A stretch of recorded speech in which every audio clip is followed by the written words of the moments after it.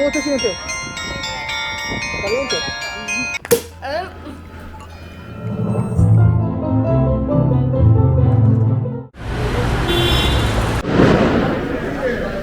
Hello. ¡Feliz Año Nuevo!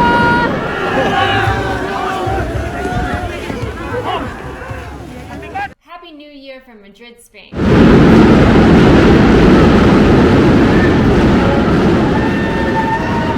Ever wonder what it's like during Christmas and New Year's in Madrid? Does the city even decorate? What is there to do that's special during this time?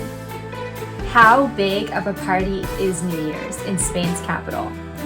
If you've ever wondered what it's like to travel to Spain during the winter holidays, well then you've come to the right place. Because in this video, we will cover city lights, special Christmas performances and markets, last year's epic snowstorm, including impromptu citywide snowball fights, and New Year's myths and traditions. Let's start with the city's glittering lights. The city goes all out, and the government and businesses spare no expense in decorating the streets and buildings. There are giant illuminated Christmas trees all over, on the Four Seasons Hotel, in Seoul, and in Plaza Mayor, among other places. I was fortunate enough to see the Four Seasons erecting their Christmas tree in real time. The Christmas market in Plaza Mayor is a fun place for families. The items in the market mainly looked like trinkets that were made in China, but they seem to carry religious and traditional value for Spanish families. Select streets all over the city have Christmas lights canopying them. Let's do some beautiful streets. In the historic district? Yep, and as you see in the background, we have... Those are supposed to be presents dangling above the street. Not every street in Madrid has lights, but those that do have different themes, from icicles to snowflakes to tree ornaments. Spanish will stand in lines that are so long that they actually wrap around entire buildings just to get a chance to see the Nativity Scenes. These are intricately and artistically created miniatures that are actually huge as far as the detail that they capture. They are a sight to be seen for sure. The Spanish also stand in very long lines for the Christmas lottery. The Spanish Christmas Lottery is a special draw of the Lotería Nacional, the weekly national state-run lottery. The special Christmas draw takes place every December 22nd. Some say this lottery draw is the beginning of Christmas itself in Spain. The grand prize is called El Gordo, or the Fat One. Spain's Lotería Nacional started in 1812 and is the second longest continuously run lottery in the world. The lottery continued uninterrupted even during the Spanish Civil War, the overthrow of the government, and throughout Franco's reign. As measured by total prize payout, the Spanish Christmas lottery is the biggest lottery draw worldwide. In 2017, for example, 165 million 20-euro tickets produced 2.31 billion euros in available prizes. There are multiple winners for this lottery, so the odds are much better than the Florida lottery, for example. Because multiples of the same number are printed, you can have a scenario like what happened in 2012, when everyone in a single village, 200 people, won at least $130,000, except one man who didn't buy a ticket that year. Ouch. But don't worry too much about him, timid investors. One of the winners bought his adjacent land.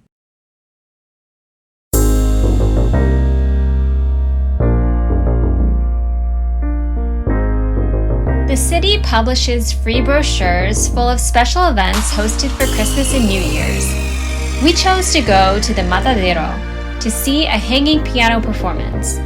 The Matadero used to be the old slaughterhouse, but it has been converted into a highly flexible theatrical complex, hosting promenades, art showcases, restaurants, bars, cafes, performances, and workshops. The performance was gorgeous.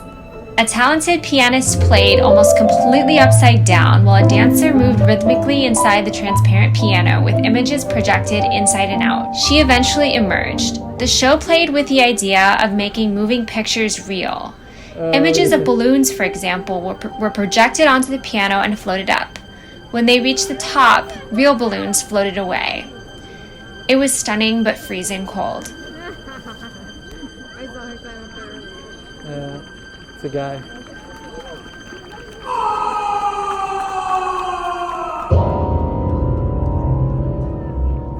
va la música cuando se crea.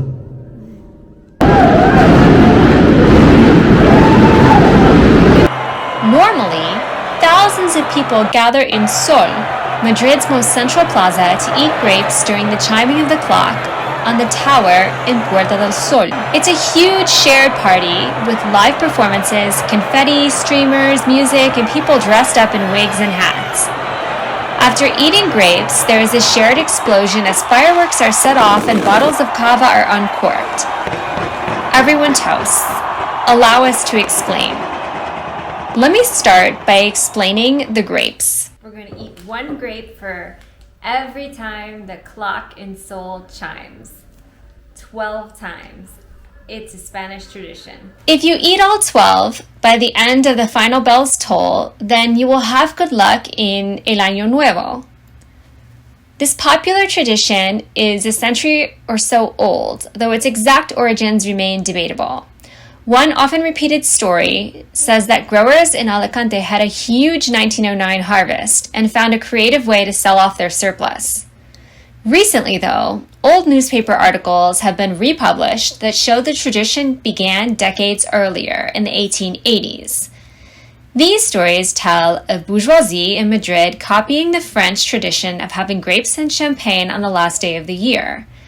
Before long, this custom had been adopted by certain madrilenos who went to Puerta del Sol to see the bells chime at the turning of the year and, most likely in an ironic or mocking manner, to eat grapes like the upper class. Okay, now let me try to explain cava. Cava, of course, because we're in España. And when France decided that sparkling wine could no longer be called champagne unless it came from the Champagne region of France, Spain's response was cava, Italy's was prosecco. Spain said, fine, we can make the exact same thing but better and cheaper, and we'll just call it cava. And I really should give credit to the people from Catalonia, because cava comes from Catalonia, and that is their specialty. Because of COVID restrictions, we celebrated from our apartment balconies on a side street right off of Seoul. And look forward to an amazing 2021 with this little lady. Even though this happened last year, it was so epic, and climate change might make this once-in-a-lifetime event more frequent, I thought it was worth revisiting. I wanted to ask the age-old question, how do madrilenos handle snow? Well, I'll tell you, timid investors, with humor. That's how. The Spanish know how to have a good time in the snow. Spain's meteorological agency said it was the heaviest snowfall in Madrid since 1971. Meteorologists reported more than half a metre of snow in the capital. After toiling through months of restrictions, these Spaniards are embracing what nature throws at them. So the Spanish are super cool. You can just throw snowballs at them as a random person who they don't know, and they'll just carry on doing what they're doing, or they'll throw a snowball back at you, as is subtly exemplified in the following news interview. Pues un poco raro la verdad porque It's kind of weird. We've never seen so much snow in Madrid. It's like a kid's dream, playing in the snow. Did you catch it? That happened all the time, so it was super easy to start snowball fights with strangers on the street. We started a snowball fight from our balcony that lasted 2 hours. I wish I had footage of the balcony snowball fight. We do, however, have our own footage of when we participated in a city-wide snowball fight. At any time of day, you could go to Seoul and participate in a citywide snowball fight with complete strangers. People competed for a few minutes or a few hours. New people came in, people who have been playing for hours left. The constant turnover didn't matter. When we arrived, we approached from the losing side and decided to stay on that side. It was the side closest to the Apple store. The other side had better snow and was more organized. They would make all their snowballs, count to 3, then rush our side while screaming. Eventually, we copied them and got organized. I helped make ammunition, and Chris got them to wait, count down, and rush. here we are preparing for a battle here in Madrid, Spain against the opposition. Okay, I think we're ready. We pushed the other side out of Seoul down the Calle Mayor towards Plaza Mayor and eventually won against all odds. Tenemos Gami aquí en Madrid, Spain. It was not uncommon to see the Spanish walking their rabbits in the snow. One bunny was by a dog who was biting the arms of a snowman trying to get us to play fetch with the stick. The dog's owners were frantically trying to wrestle the stick from the dog. So the dog bit the other stick arm off too, which caused the carrot nose to fall off, which interested the bunny. Madrilenos have a perverted sense of humor too. Some of them like to make very specific kinds of snow sculptures.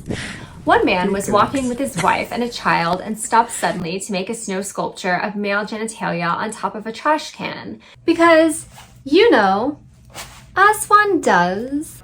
And of course, not everything was smooth sailing during Snowstorm Filomena. And because you stayed until the end, here is your bonus. I can't open cava or any type of sparkling wine. This is generally what it looks like when I do. You're welcome. Now wiggle it just a little bit. Yeah, you're good. Oh no. You're not even close to top. You were close a little bit. Cheers.